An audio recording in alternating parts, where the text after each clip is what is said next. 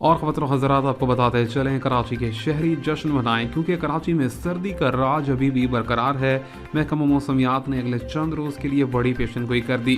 कराची में आपको बताएं कि मौसम से मुतल्लिक बड़ी खुशाइन खबर आई है।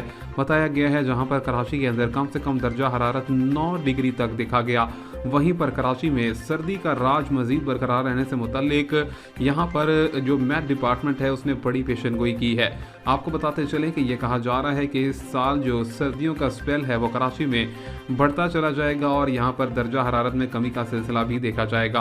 पहले बताते चलें कि 16 जनवरी तक जो है सर्दी के बाद मौसम के गर्म हो जाने से मुतल्लिक पेशनगोई की गई थी, लेकिन फ़िलहाल के लिए कहा जा रहा है कि यहाँ पर दर्जा हरारत जो है वो अब मज़ीद कम होगा और कम से कम दर्जा हरारत कराची में 9 डिग्री तक देखा गया है और अगले चंद रोज़ के दौरान में मज़ीद एक हफ़्ते तक जो है सर्दी का सिलसिला बरकरार रहेगा। और यहाँ पर आपको बताते चलें कि इस हवाले से ये भी कहा गया है कि सिंध के बेशतर अजला में भी आइंदा 24 घंटों के दौरान में मौसम सर्द और खुश्क रहने से मुतल्लिक पेशनगोई है।